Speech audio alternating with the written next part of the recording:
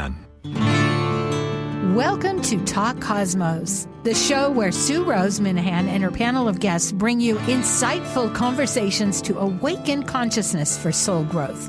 Come journey with us through astrology's energetic cycles and get ready to understand your path in the cosmic roots of the stars.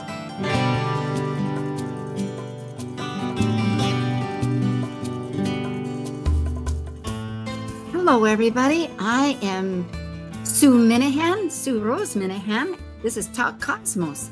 And we are in the month of December at the very end of the calendar year, as we're aware.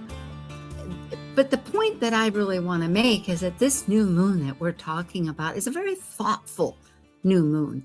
It involves Sagittarius, which is always about our belief systems, and Mercury is toggling between past and present, refocusing, but it involves a big scope, our values and etc. And we'll talk about that in great detail because I have a wonderful guests with me as always on this panel.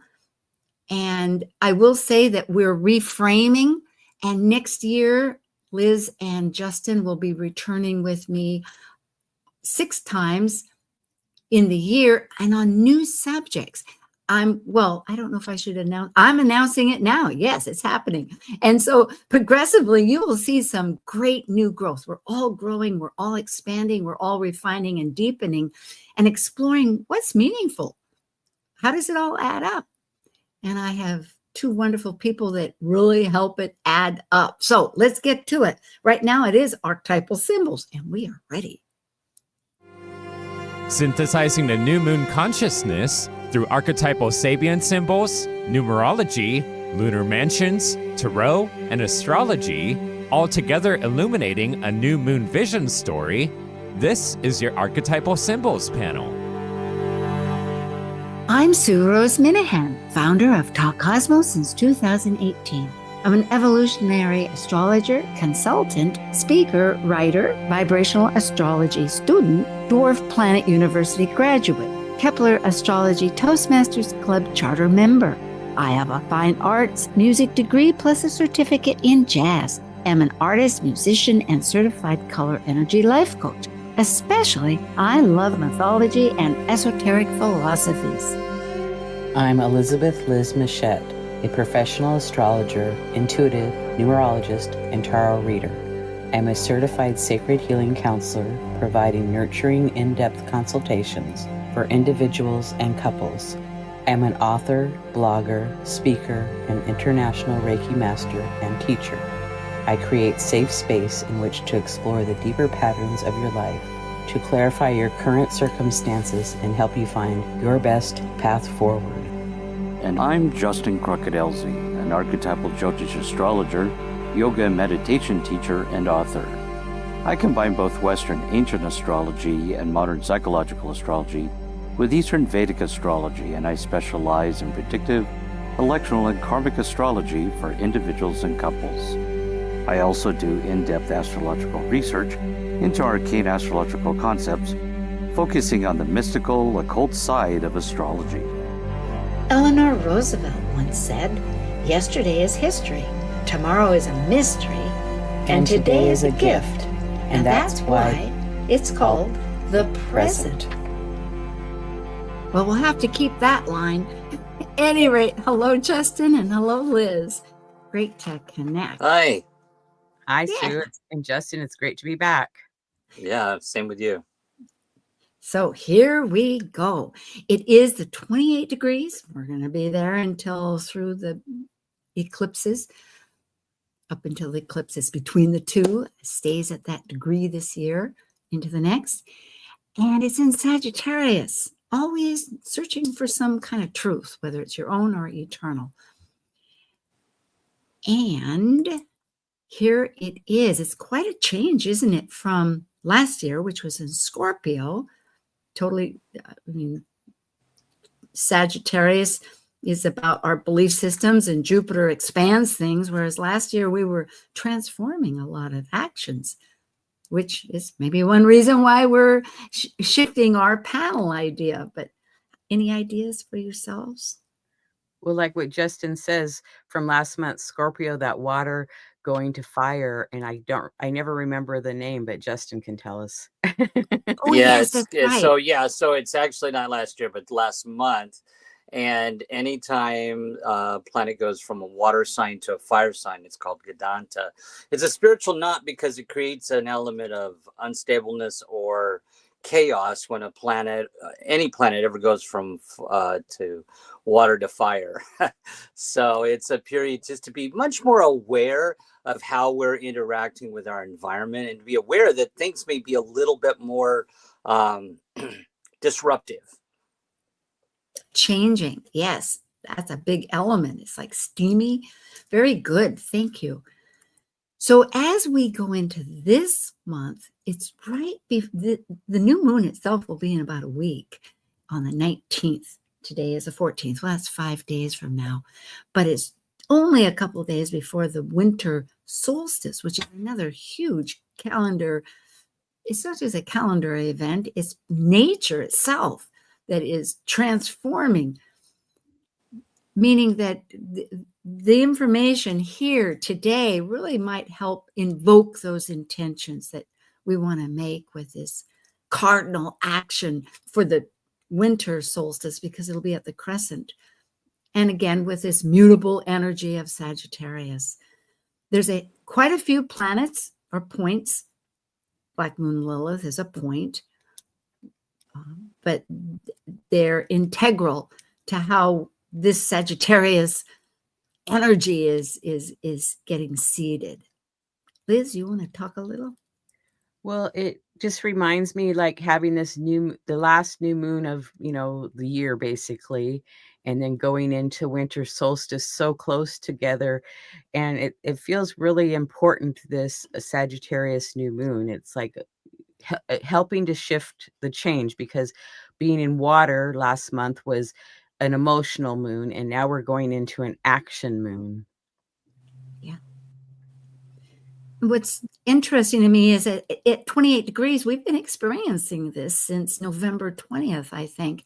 And here it is, December, middle of December's, and we get a chance to kind of regroup and think, okay, how is our ego and emotions going and particularly because Juno with our alliances, what are we married to? How do we want to, and with Venus, our values, what are we desiring, what attracting our attention? I always say energy follows where attention goes, and energy is, back and forth. And also our thoughts, Mercury, out of its path, it's no longer retrograde. Yeah, it's building up speed again. Yes. Well, okay. Well, that's another subject. Some archetypal thoughts, just trying to maybe probe a little bit into the meaningfulness. Zeus or Jupiter, Roman Greek. It was the king of the gods of the heavens. And his wife, Hera, or Juno, was his spouse, or the queen of gods. And she held marriage and childbirth and really focuses on our alliances and what's working for us in that way. Right. And so for, maybe we should point out, because not everybody can see the screen, that we're talking here about Zeus as the head of the Greek gods, and Jupiter as far as Roman. And then Hera was Zeus's wife, and Juno was Jupiter's wife. So yes, thank you. Excellent. It's really, it is this big picture that Jupiter brings in, and it's a shapeshifter. And besides that, Sagittarius is mutable. Okay, we'll lead on. The tarot here is a powerful. That's associated with Jupiter and Sagittarius. We have the Wheel of Fortune for Jupiter and Temperance for Sagittarius. And the Wheel of Fortune talks about divine law, cycles, fate and destiny, wisdom and success. And Temperance is about balance, peace, patience, moderations, and alchemy. It's interesting to me, just looking at this right now, I realize, okay, with Jupiter, it is some sense Jupiter is expansion, although it isn't necessarily here. It's just it cycles, and the destiny as it gets involved with that circular motion. Yet temperance is rather constrictive. I mean, in the sense that it's moderated. It isn't the extreme, so it's an interesting calibration of it, I suppose. At any rate, I don't know how that pieces in. Well, no, I think that temperance is about balance. So in the cycles, it's asking us to not, there has to be some level of moderation in growth, that it can't, that there's temperance is about being moderate or balanced or patient. Yes. And so I think that's how it fits together. Well, it's good energy. The numerology, once again, is 2, 8, adding to 10, which is 1. And just keep adding those up. However, 2 and 8 and 28 have some extra consciousness, they're factors involved in this way of understanding it, besides the fact of what planets are there. Of course, the sun and the moon. The sun is our ego. The moon is our emotional depth. And Uranus, that awakening impulse that brings us to the moment right now, however it might happen. So this, keeping with 1, it continues to have that focus of leadership, a new beginning as we start off, our independence. But the 2 and the 8. Well, the 2 is about polarity, duality, and relationship. And the 8 is about manifesting. But I always like to add in that there's work required to accomplish that manifestation. And then Justin added the 28, so I'll let him share about the 28. Yeah, because the 2 represents polarity and relationship, and 8 is, of course, we know is the strength card in the tarot, but represents manifestation and ultimately expressing or manifesting something. That if we see this in a like, let's say a person's born on the 28th of the month, that they have that energy of that wanting to manifest good success with relationships or relationship with their world or however. So it's that's how it can play out with relationships. That's fascinating. I was just thinking of the degrees, like we round them off sometimes, like it's 27, but with the minutes it could be 28. I was just thinking of my own Mars and Taurus at 27, blah, blah, blah.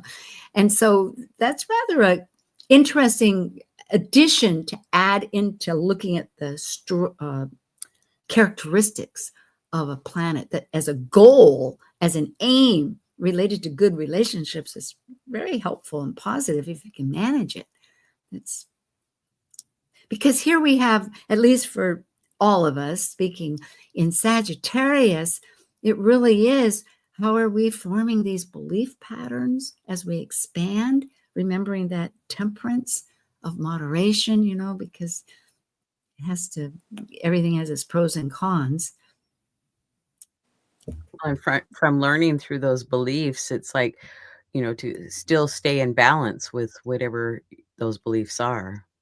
Yeah, and to use our resources. I like that idea of Uranus is still now retrograding in its past 7-year cycle of Taurus, because as we know, these late degrees are soon, with 2026 going to return into a new cycle. So we have a chance to regroup and figure out what resources do we have to bring into this picture of beliefs.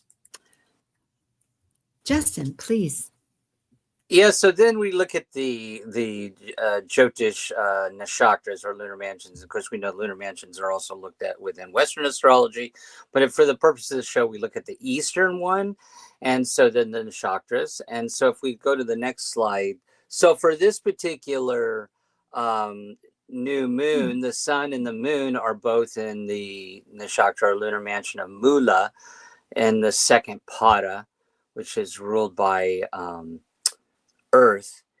And so this is a lunar mansion with a theme of getting deep down to the roots. That's why the symbol is reticulated roots. It's about getting down to the root of things. And the goddess that rules this lunar mansion is Nuruti, which was the goddess of dissolution and destruction. So that's why the basis above or below is really to break and crush, or that's the Shakti power, to break and crush. And of course, the ruling planet, of course, is Ketu, which is chaos. The southern node is a chaotic. And so it's very creative in this particular Pada, which is ruled by Earth. And it likes to dig deep to find. And so it's trying to always find value in belief systems. So if we kind of overlay this on what's kind of going on with us, like say, for example, somebody has a planet in this is the way they are. They're able to just say, okay, time to move, clear the stuff off the chessboard, start over. And it's really about, they're good at research. And so this is a time where we are seeing dissolution. We're at the end of the year. And because Sagittarius is a mutable sign, of course, we know it's mutable because in medieval astrology, it was the changing of seasons. So a sign where season change was mutable.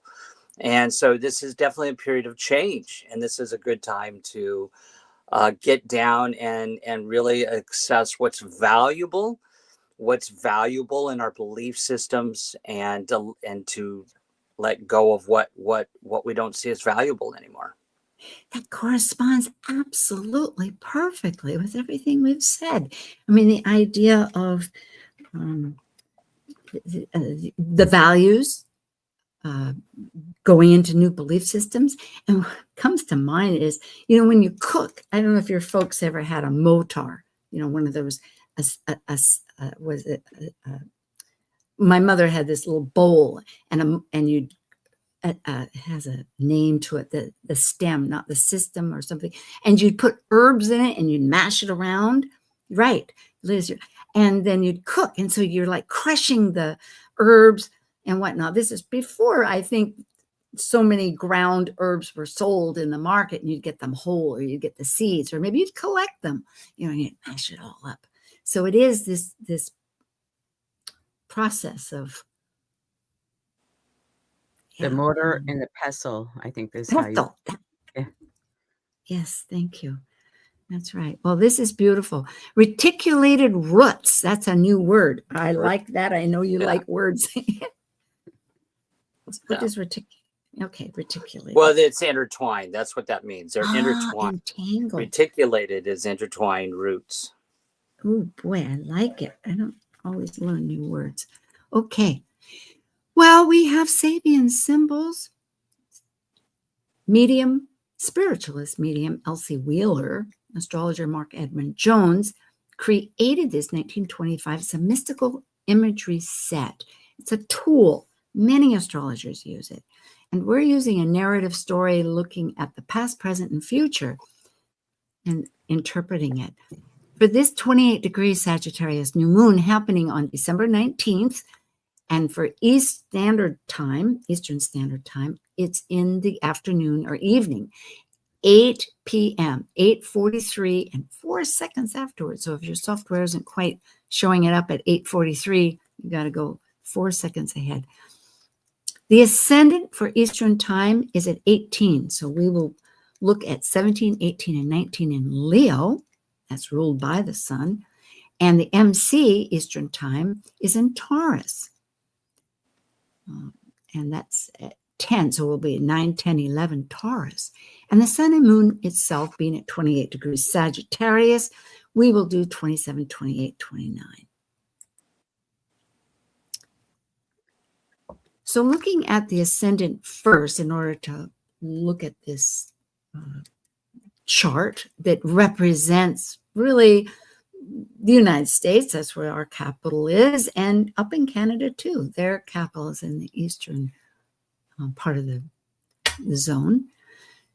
And we'll weave these together as far as intention. But the past, before the degree before we're looking at, would be at 17 degrees. It's a volunteer church choir singing religious hymns about togetherness or an ideal.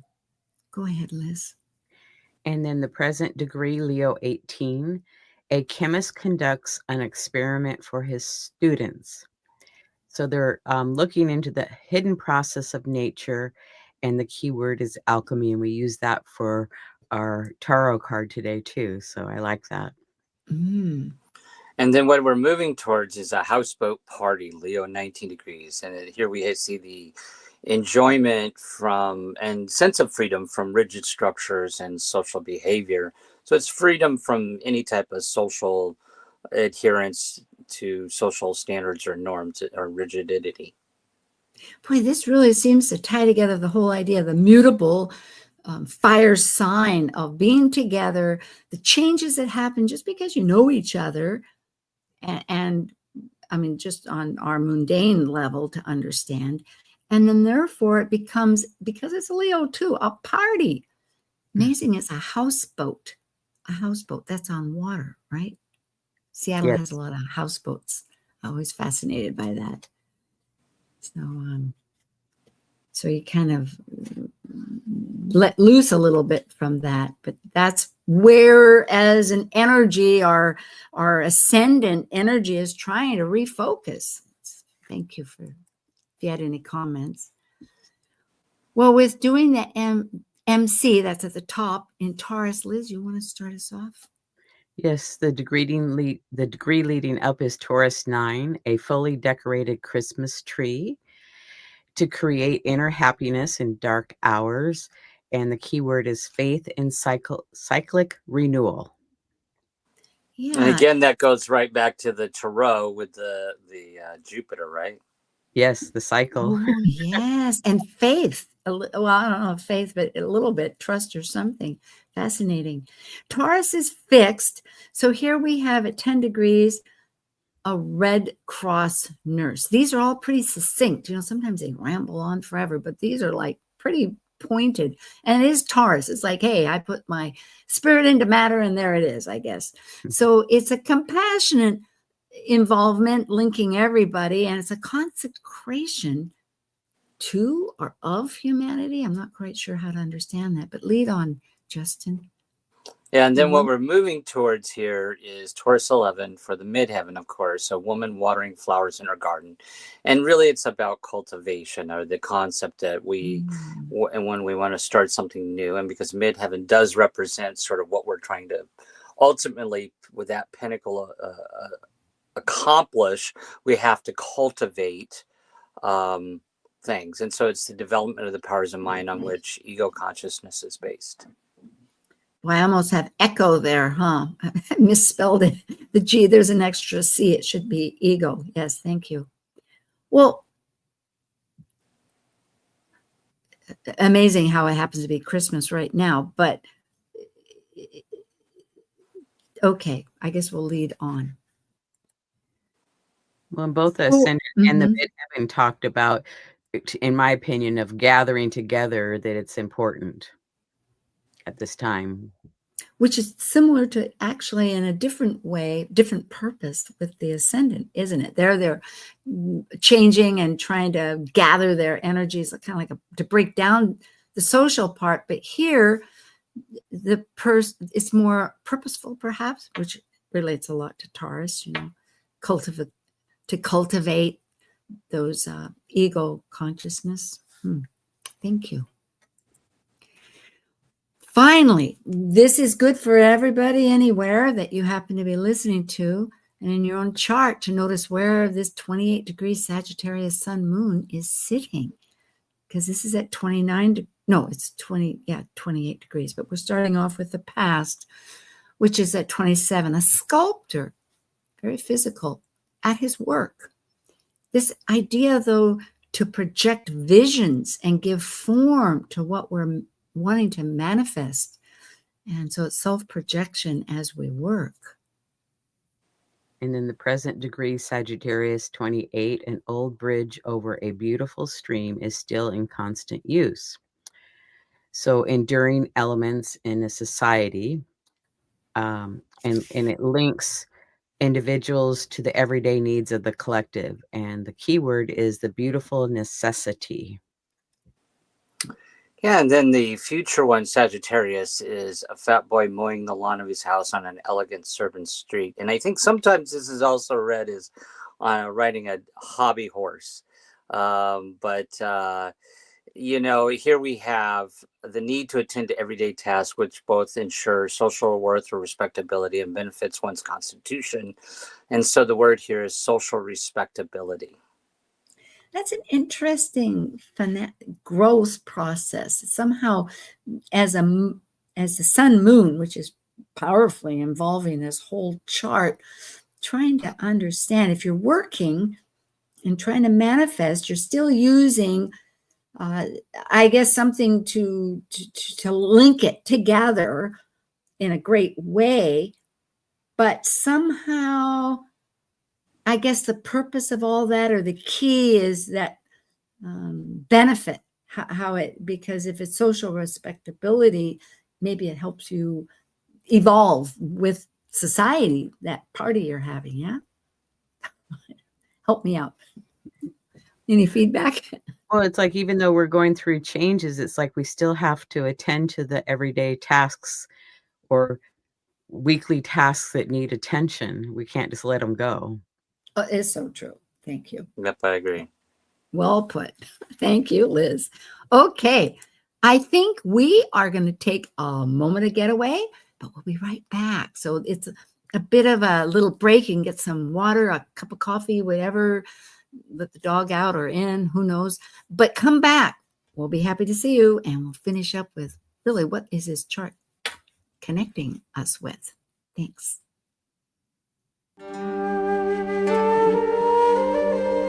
While we take a break from this week's edition of Talk Cosmos, let's take a look at this cycle's archetype. We are currently in the Yang period of Sagittarius, ruled by the largest of all planets, Jupiter, the Roman god, or Zeus by the ancient Greeks. By leaving a cycle based on power and powerlessness, of life and death and regeneration, involving committed relationships, Sagittarius energy finds meaning for an expanded perspective and potential for actualization in their search for truth. As a mutable fire sign depicted by the centaur, Sagittarius is adventurous and seeks the beyond. Sagittarius travels to far places, physically and mentally, to find the truths of life. This is psychological astrologer Dr. Laura Todd. Please join me, Michelle Fleming, and Edja Caleb February 21st through the 28th for Evolutionary Training's annual Goddess Awakening Retreat in Playa El Coco, Nicaragua. Enjoy daily yoga, well-being workshops, melt classes, baby sea turtles, and more. To register, go to mythicsky.com. Talk Cosmos brings insightful conversations to awaken consciousness for the soul growth with hour-long programs.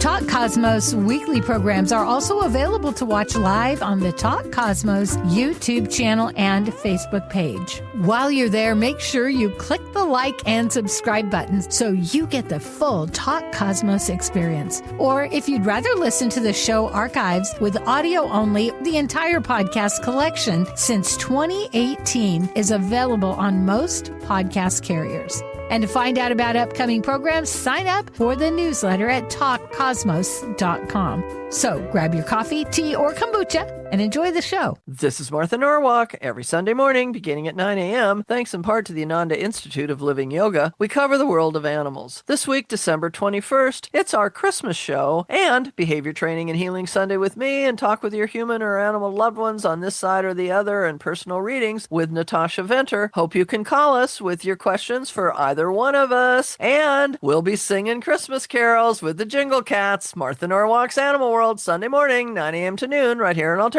Talk, AM 1150. Want to hear something different from talk radio? Keep your dial on Alternative Talk 1150. Okay. Our guests here, Elizabeth Liz Mouchette at A Light Path, and she has a YouTube channel at Elizabeth Liz Mouchette. Justin Crockett Elsie at his website, which is his name, JustinCrockettElsie.com, and his YouTube.com at Astrological Yogi. Myself, Sue Rose Minahan, Talk Cosmos.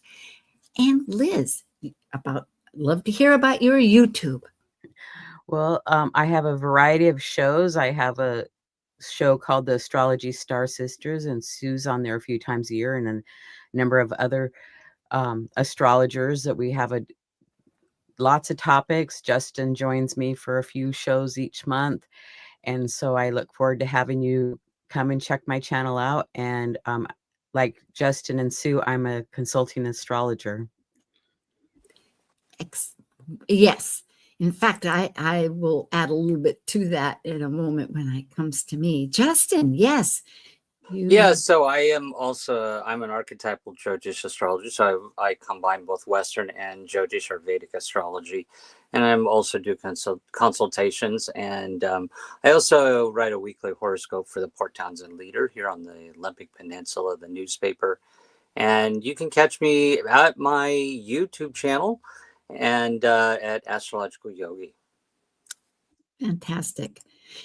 For Talk Cosmos, what I wanted to add is that Liz and I are preparing winter solstice with dwarfs. We have an update idea. It's just a matter of when this coming week we're going to be able to get it out. So that'll be happening on my channel and hers.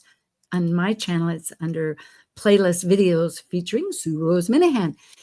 As far as our weekly events that have happened, there's several that are current. There was just one last week on Jupiter square Chiron, which is powerful. Jupiter's really a mover shaker this year and next year. But next week will be the solstice, and we're going to have more of a conversation when we do that, involving what the 3-month consciousness really wants to tell us. It's so revealing in that particular language of vibrational astrology. You don't have to know vibrational astrology. You can just understand what the messages are, just like if it was Sabian symbols. And actually, Linda involves those too. And at the end of the year, it's like my way of telling folks, okay, what 2026 is going to be your best medicine. We have a little more to it. It'll be with Melissa Elvira Billington.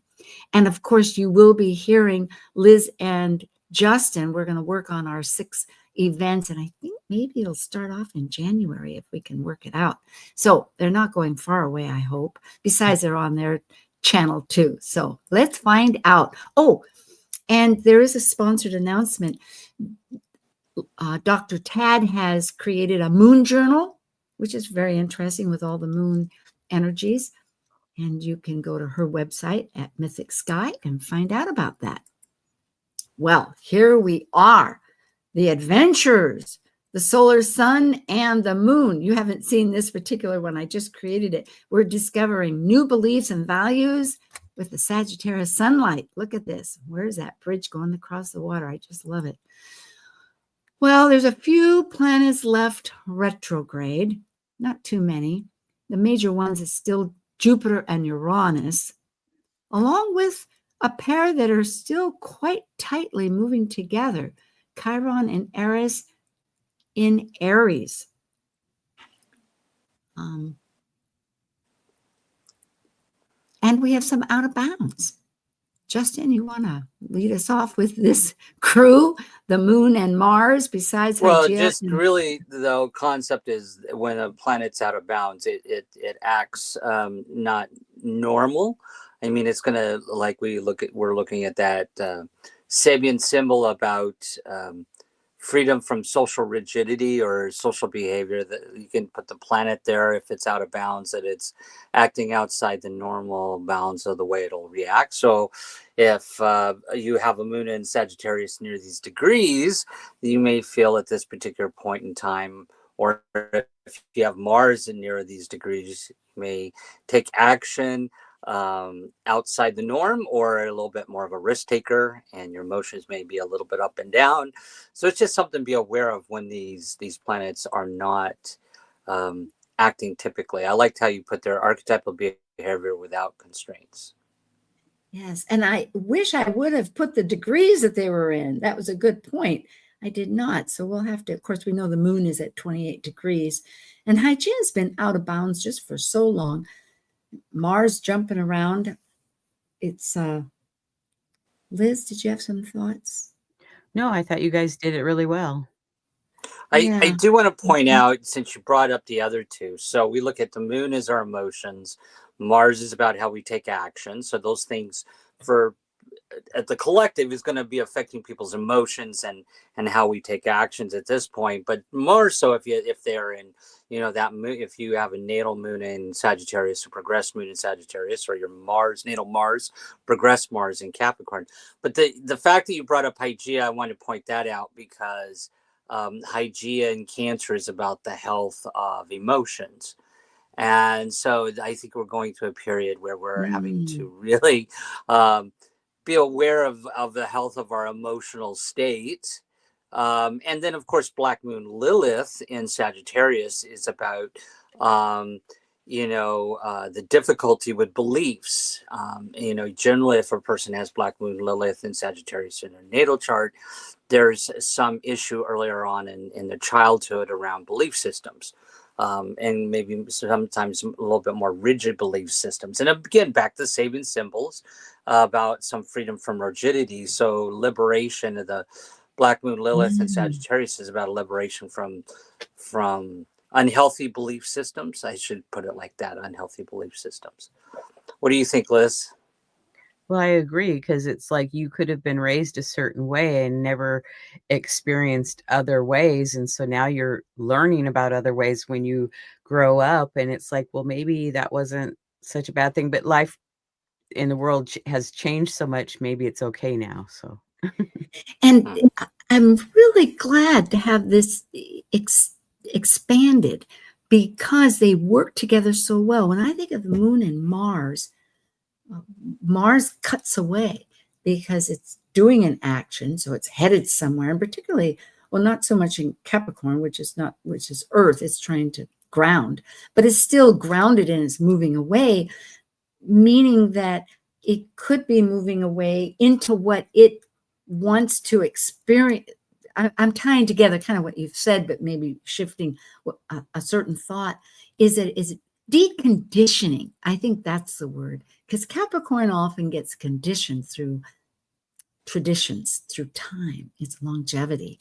And there comes a point when that isn't working. That template that's set up, perhaps we've embraced because we've been schooled in that idea, or a society but it's not our nature. So to be true to our emotions and healthy, and to feel that joy again, which is inherent in the basic premise. I mean, plants don't grow because they're unhappy. A happy plant grows. I want to put an opposite or an aspect of this, that sometimes stability and being grounded is a positive thing, because too much chaos, and we see sometimes too much chaos in systems leads to destruction. And so chaos and anxiety and always never being grounded and never having that quiet internal reflection if it's too chaotic energy. So I think there's a balance between these two, between the fixed and the mutable, that says, hey, there's a middle road to where you can have change, but that, again, like the Temperance card, it's done with patience and moderation versus chaotic growth that destroys. No, and not all destruction is good. Absolutely. No, I think I agree with you that Mars is really trying to restructure through a positive, going ahead. I mean, somehow, but by releasing what is making, because Hygeia is purity and toxicity. So what has been toxic, and it, yeah, good, excellent, growing on, good. I like it. Then here's a chart. We only have a few actual charts with this one. The sun's ruling the ascendant, 18 degrees Leo. And in the new moon, Juno, representing what we're married to, our alliances, is only 2 degrees from the sun. So it's pretty well conjunct. And, but this energy is mostly making action red, where there is an opposition it's from vibrationally. Anyway, it's observing, and it's working, it's adjusting, not adjust. Anyway, it's adjustments and actions. I Well, could go on. Go ahead. You know, oh, go ahead, Liz. I see you're about ready to say something. Go ahead. Well, I was just going to say that this new moon is square to Saturn and Neptune and opposite Hygeia, for those that are just listening so that they can see. And it is also square to Ceres, too. It's within that range. So it's like there's a lot of action, and you could say that all makes a T square.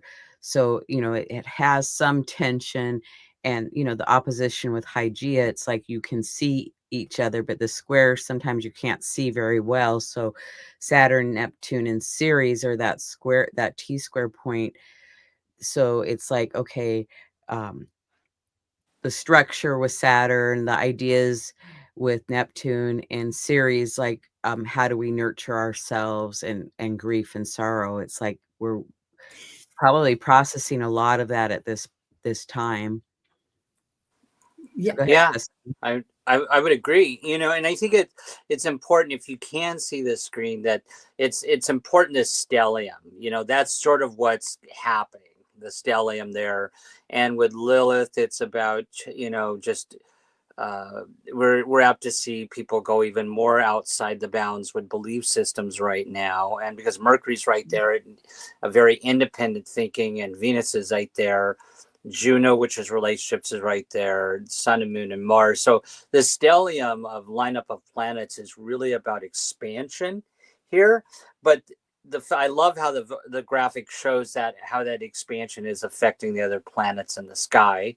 So, there's the square, of course, you said, to the Saturn Neptune theme, which is, some difficulty, can be some struggles or challenges in the collective.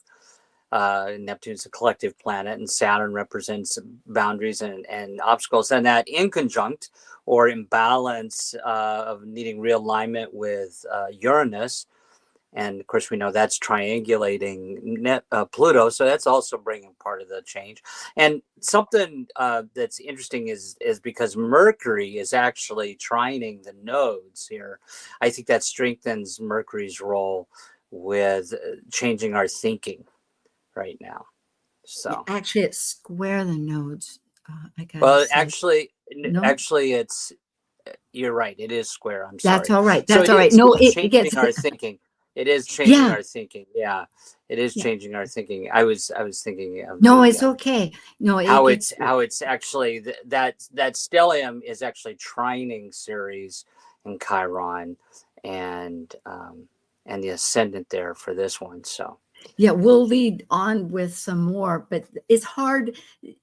It's so connected, as always. Everything is, but that's why. But what I love here is this idea that with Saturn and Neptune, as they're working, they're still in Pisces. They're direct. They're moving towards February 20th when they're conjunct. And I just heard from Aunt Ortley, because I part of her Patreon thing, that someone named Pam Gallagher, I'm not aware of, I think that's her name, that the last time we had them conjunct in Eris was 7,000 BC. That's 9,000 years ago. This is mega huge change. And what is it asking? At that time, it was a lot to do about we're leaving nomadic to agriculture, and there was tools, and there was ownership of family. You began to realize that people were kind of settling down, and that children had fathers instead of not understanding that process, meaning that now we're in a new sense of identity leading forward. And I am eager to always bring forth the idea that who's our new partner? It is the source, because we're dissolving. I'm remembering that with the Vedic, it very much said, look at our values, all of this with dissolving things. And so, yes, we are dissolving structures, but you have to something replaces it. And it's this new, it's not new. it's never new, but yet our consciousness as a society hasn't always written that down in your homework. So there, I hope that made some good sense. I see you smiling, Liz. Go ahead. At the 0 point, and in Aries, the first sign, it's like it feels like a big new beginning, new initiation, a new start. It feels exciting. Yes. Here we have the action squares now that we alluded to, and I put them in different colors. There's 3 T-squares where the one that's squaring it would be Mercury to the nodes, Neptune to the sun, moon, and whatever they're conjunct to, which happens to be Juno and Hygeia, 2 asteroids of our partnership and toxicity or purity. And then Ceres, who's really a dwarf planet. I was just listening to Louise Eddington, who's very definite about this, and I like it. An inner missing planet, although on a dwarf. At any rate, she's squaring our actions with this of trying to find that toxicity and purity. So with that said, I know you'll both add more points. Go ahead. Well, without even diving into each one individually, with that many T-squares, that just means be aware that there could be some tension and friction in your life or around you, and to work through it. It's asking us all to make changes. So breathe deeply and, take your time going through all that. So go ahead, Justin. No, I wouldn't add anything more than you already did, Liz. Well, I will say that this is for growth. And just like a seed needs to push against the earth to break through the horizon, it can have tensions. Yet, as we know, it's always that push-pull, how much tension, because without some kind of music, even if you don't have any tension between the chords, it gets kind of boring after a while. It needs to have that resolution. And here, I'm thinking it's pretty optimistic in a way. It tends more towards the optimism. Not to say that that's all glory and beauty, but Mercury is really thinking hard, along with Jupiter, how to redesign, how to, bringing in, thankfully, it has Mars still in Capricorn, as we brought out. So at any rate, that's my I'm excited to see what is birthing, and that doesn't mean a physical child. It could be a physical child, but birthing, new ideas and new businesses and new ways of being. Yes. Well, I'm going to play a little bit of the devil's advocate here, because if you look at this from a higher cycle perspective with mundane astrology, let's look back in history. We didn't learn from the Trojan Wars. We didn't learn from the Napoleonic Wars. We didn't learn from the any wars that you could see in history. We're still initiating wars, right? We're starting, and there's a cyclic aspect to that. And so there's times when humanity regresses, and it's not a positive thing. Yeah, we see the change, but it's a regression. And I think that's something to be aware of right now, that it's not all pie in the sky and perfect, that there is a little bit of regression within society. We're going back towards a more racist view within our collective. And that's a regression. But it's a change of cycle. It's a change of a cycle. And we're being asked to reevaluate what's valuable. So I think that's kind of important, that we don't let go of what we feel is valuable in the new cycle, so that we don't regress and we don't learn from the past. I love that. I love that. Thank you. I really love seeing the whole package. That spells out what Jupiter is doing. That is ruling or governing this new moon, because that's Sagittarius Jupiter. Jupiter is in this tension square of activating with these awesome energies of Chiron, of our wounds, that's trying to alchemize, and Eris, the disruptor, that wants to be included. That's what's excluded, and they're in Aries of identity. So yes, what you're saying is absolutely the truth of what we're and Jupiter's in Cancer, which is tribal. Oh, So there's this yeah. wound of tribalism with Mhm. and there is a connection with racism and in the US chart with Chiron and Aries. So there's that square, and Yep. that's who's valued. Chiron's asking Jupiter who's valued in the family, and Jupiter's in Cancer trying to determine that, but it's retrograding right now, right? So Yeah. there's something Well, to be aware of. the good news is, again, because this takes time to dissolve. I'm remembering that they're in Pisces, both Saturn and Neptune. But then again, we have Nitriti. Is that it? Niriti? Niruti.